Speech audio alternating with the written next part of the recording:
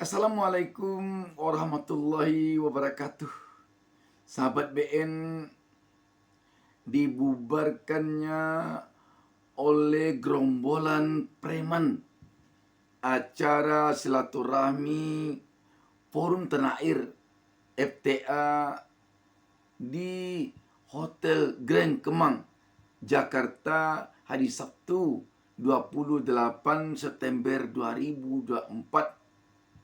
Ini merupakan hal yang sangat mengejutkan. Sebab fenomena seperti ini, fenomena yang sangat memalukan di era keterbukaan sekarang ini, di era reformasi sekarang ini, di era demokrasi sekarang ini. Sangat-sangat memalukan kejadian ini. Dan lebih memalukan lagi, kita tahu FTA ini merupakan organisasi diaspora yang keanggotaannya dan kepengurusannya berada pada 5 benua, tersebar secara internasional. Dengan ini, kita yakin kabar buruk ini akan segera menyebar pada berbagai negara di seluruh dunia. Tentu saja ini akan mencoreng nama Indonesia di mata dunia. Dan alangkah menyedihkannya jika gara-gara pihak-pihak yang mungkin belum siap berdemokrasi, pihak-pihak yang mungkin belum siap mendengar kritikan, mendengar masukan terhadap kepemimpinannya. Selama ini negara kita bisa jadi akan dicap oleh negara-negara di dunia sebagai negara yang belum lagi demokrasi. Sekaitan dengan ini, saya akan tayangkan penyampaian Pak Edi Mulyadi di channel YouTube Bang Edi Channel. Alasan saya menayangkan ini karena Pak Edi Mulyadi merupakan saksi mata yang hadir langsung di sana dan merupakan salah seorang yang diundang oleh panitia ke acara itu. Di akhir pertemuan kita ini nanti, kita akan berikan catatan-catatan sekaitan dengan ini. Tadi acara silaturahmi dan diskusi Forum Tanah Air FTA dengan sejumlah tokoh nasional di Hotel Grand Kemang, Jakarta Selatan dibubarkan paksa oleh segerombolan preman ya. Padahal di sana tidak tanggung-tanggung, yang hadir ada Profesor Din Samsudin, ada Mayor Jenderal Sunarko, kemudian ada Said Didu, Refli Harun, banyak lah ya, banyak. Saya kira banyak, lebih dari 20 tokoh nasional dan sejumlah tokoh lainnya hadir. Dan acara belum dimulai, saudara sekalian. Baru mau akan mulai, karena saya datang belum mulai, walaupun saya datang lambat dari undangan jam 9 dan memang belum mulai.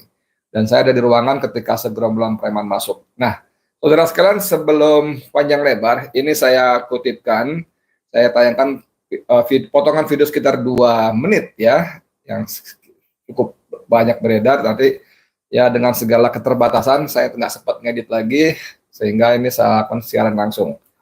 Ada Prof. Din Samsudin dan Said Didu yang bicara, antara lain begini.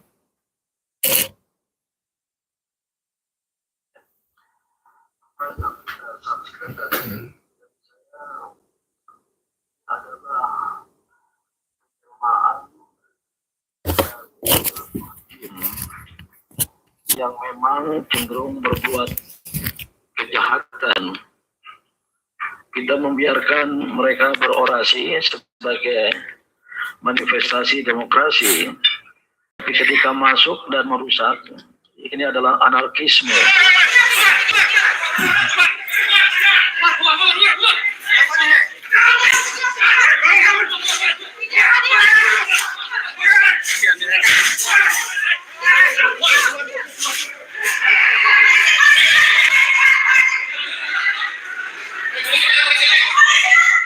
Hari ini saya pikir pantas kita berduka.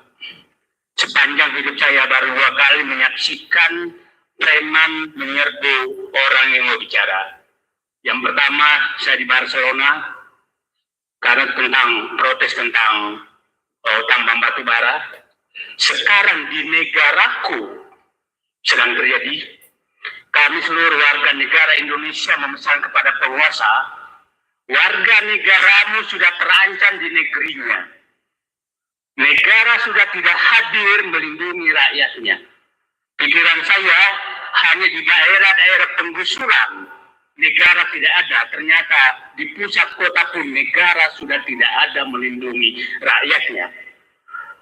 Saya sangat menduga bahwa yang mengiring ke sini adalah memang pihak-pihak yang ingin tidak ada perubahan di negeri ini, yang ingin ada gaya kepemimpinan Jokowi berlanjut, yang ingin agar pembagian tanah-tanah rakyat oleh para oligarki yang dilakukan Jokowi berlanjut, sehingga mereka mengirim orang agar pembicaraan seperti ini mengambil hak-hak rakyat itu dihentikan. Kami akan menghadapi, menjaga kedaulatan rakyat agar tidak semena-mena diambil alih oleh kaum oligarki. Bantulah negara ini berteriak. Terima kasih. Oke, saudara sekalian. Jadi itu yang saya mau sampaikan. Sebetulnya banyak video berseliweran karena saya juga ada di sana.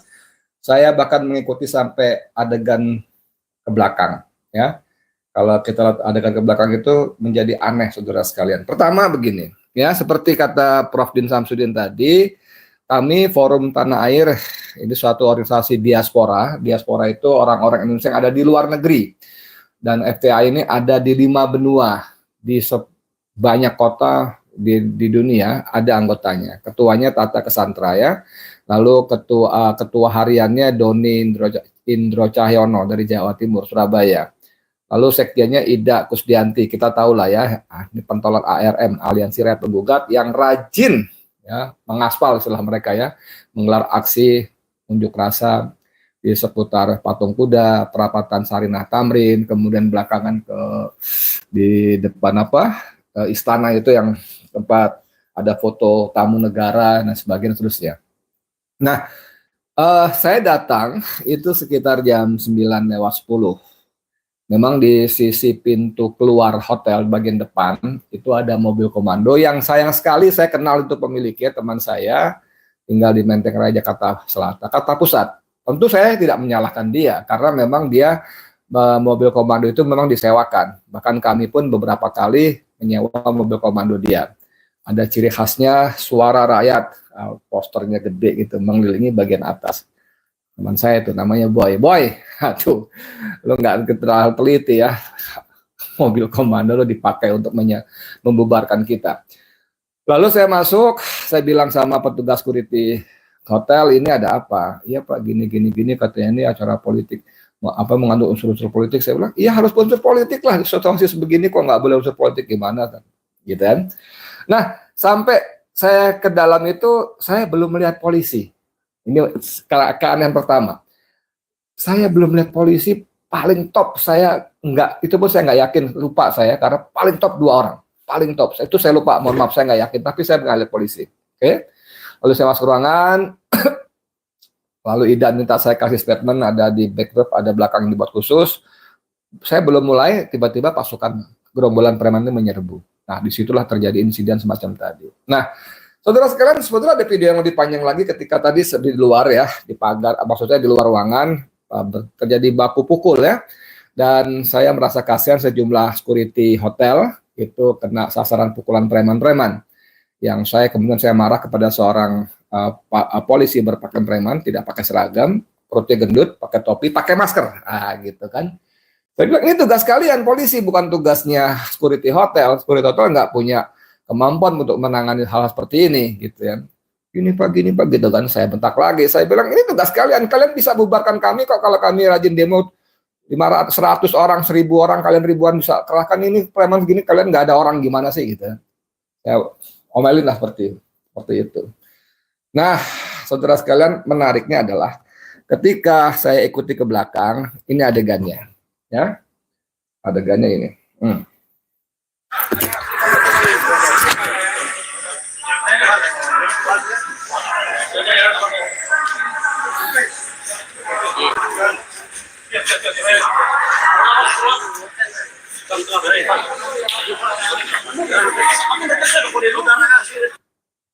Ya, ulang lagi ya.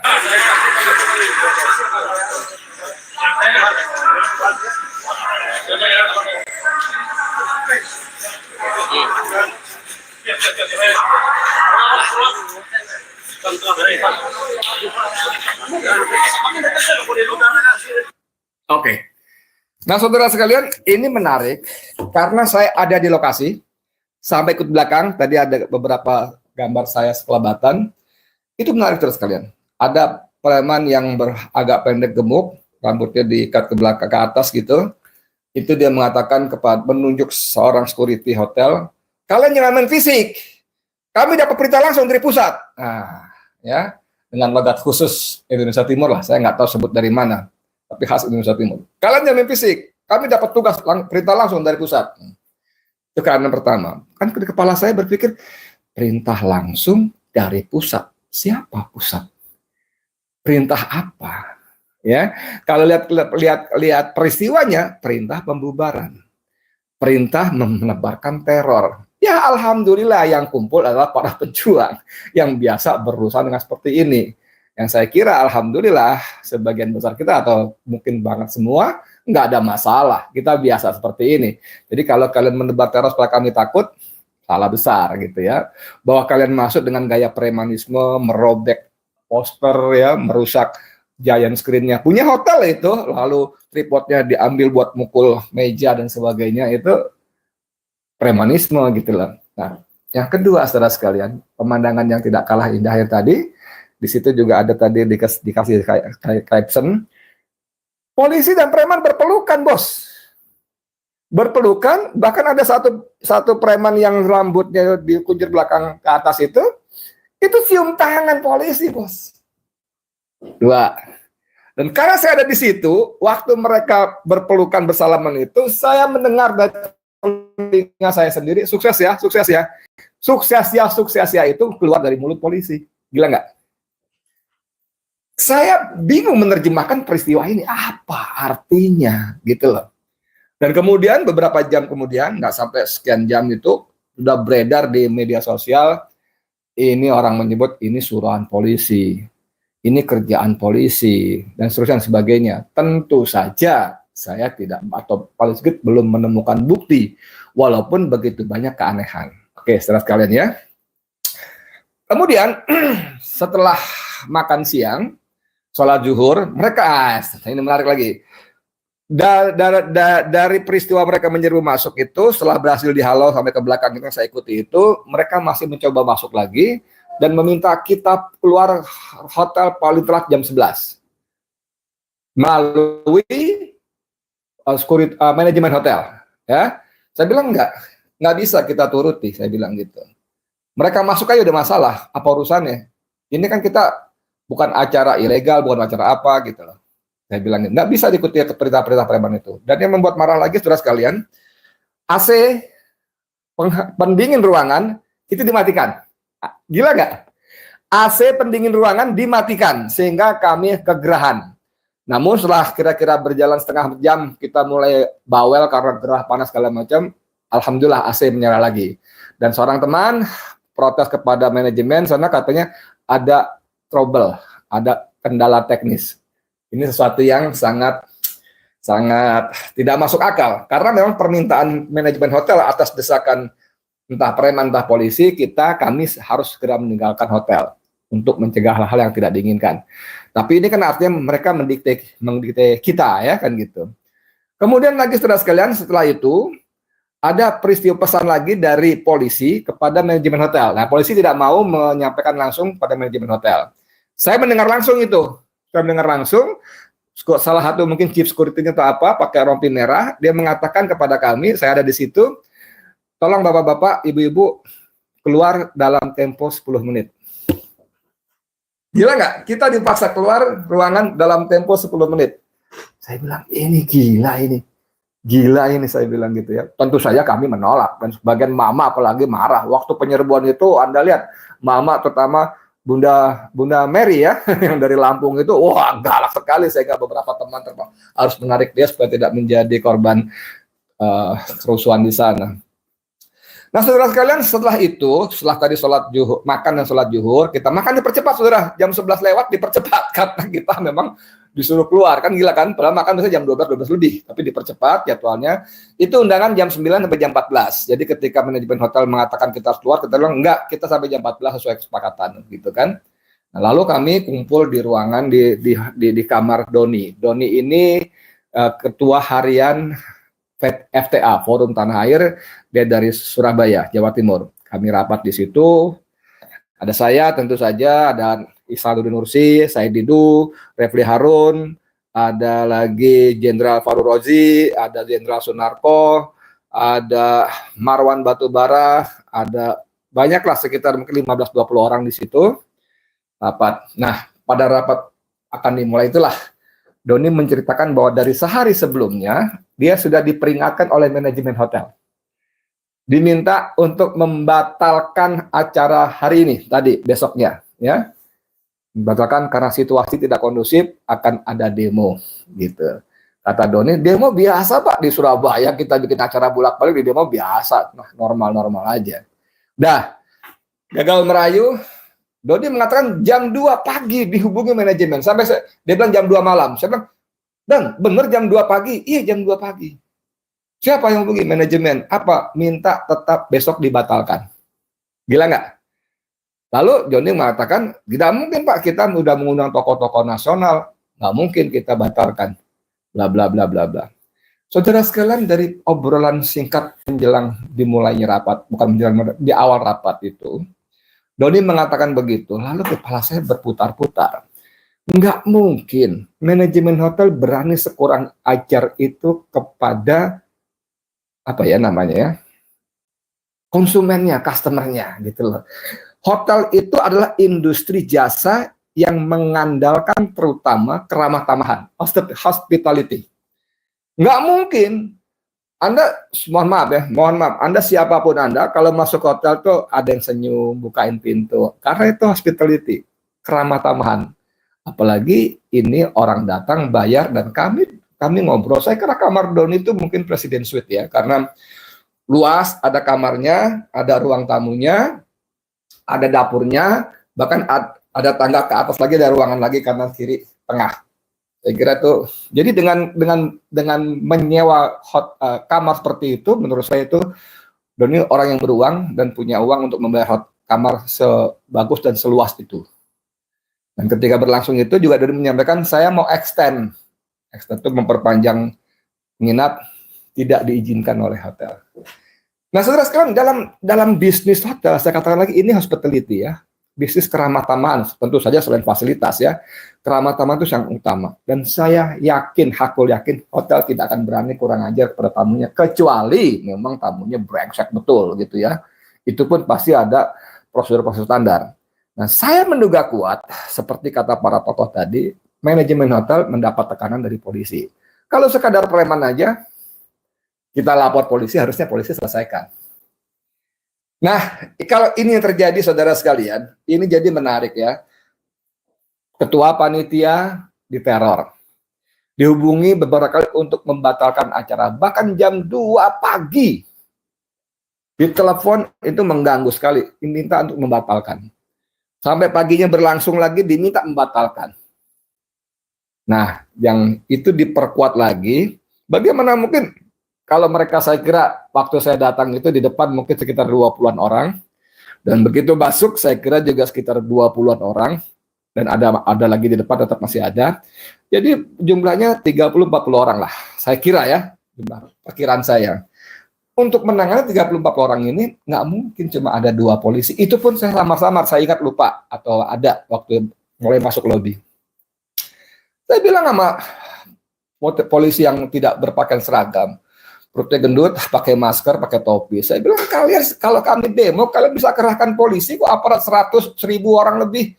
Ini mana polisinya? Saya bilang gitu. Jangan andalkan petugas hotel, keamanan hotel, security hotel, bukan kelas yang menangani seperti ini. Memang bukan tugas mereka. Dan akhirnya memang kita melihat para petugas hotel itu beberapa kena pukul.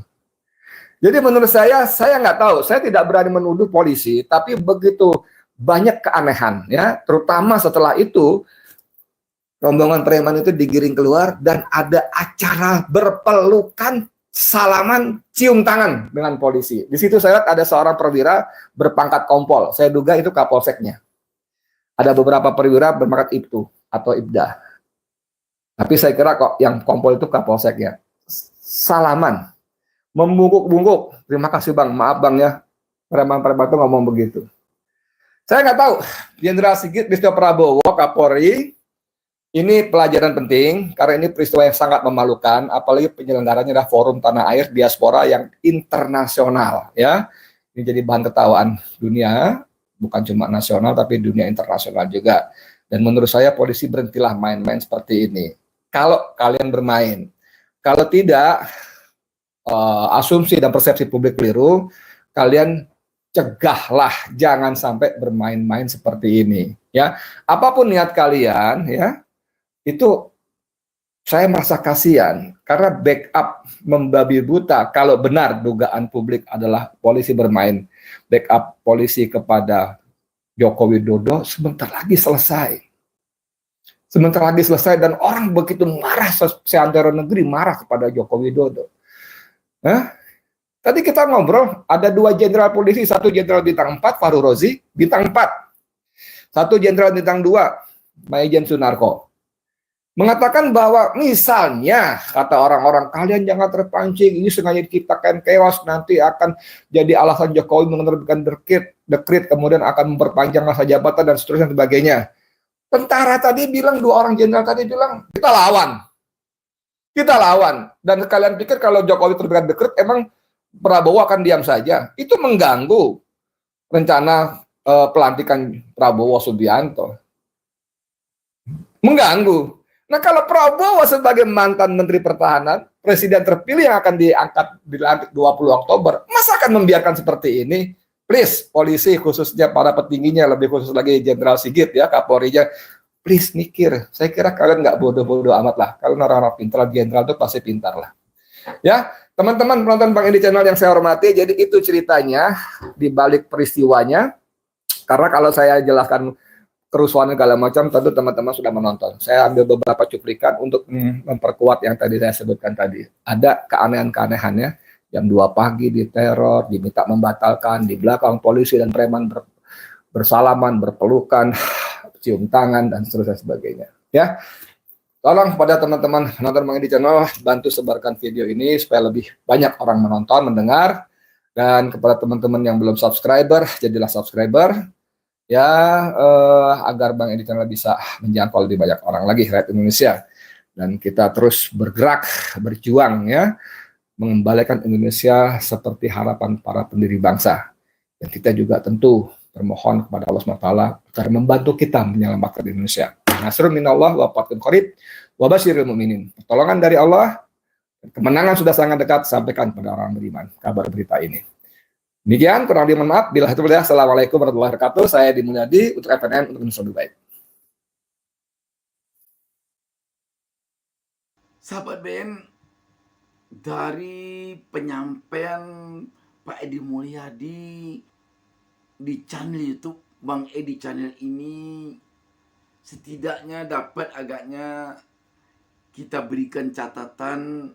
Yang pertama, hotel-hotel yang dijadikan acara diskusi, acara rapat seperti ini tentu harusnya bertanggung jawab terhadap kelancaran acara ini.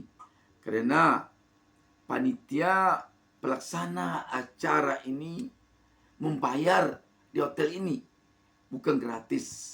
Pihak panitia tentu telah punya pengalaman dengan kejadian ini, sehingga dia menentukan hotel untuk tempat acara-acara seperti ini perlu agaknya lebih selektif lagi, sehingga jangan sampai panitia terjebak kepada manajemen hotel yang tidak suka dengan acara seperti ini. Kita bukan mengatakan manajemen hotel ini, tetapi bisa jadi ada manajemen hotel atau pemilik hotel yang dalam profesinya yang lain selain dari pengusaha punya misi untuk membubarkan acara-acara seperti ini. Selanjutnya, pihak keamanan atau pihak Polri mungkin perlu memberikan klarifikasi terhadap hal-hal yang dianggap aneh oleh Pak Edi Mulyadi pada sepanjang rangkaian kejadian ini tadi yang dilihatnya langsung. Terutama tentu yang berkaitan dengan pihak keamanan atau Polri di lokasi kejadian. Kita sebagai rakyat tentu tidak menginginkan terkesan negatif sikap pihak Polri di dalam kejadian ini. Dan kepada pihak-pihak yang tidak menginginkan demokrasi tumbuh dan berkembang di negeri ini, agaknya perlu mereka meninggalkan pemikiran mereka yang seperti itu. Sebab siapa yang mencoba menghambat demokrasi tumbuh dan berkembang di negeri ini, agaknya sama mereka dengan menghadang air bah. Ketika air bah dihadang, bukannya air bah itu yang akan berhenti mengalir, tetapi besar kemungkinan mereka yang menghadang itu yang akan ditumbangkan oleh air bah tersebut. Makanya kalau di era demokrasi ini ada pemimpin yang tidak siap dikritik, lebih baik mundur jadi pemimpin. Demikian sahabat BN. Wassalamualaikum warahmatullahi wabarakatuh.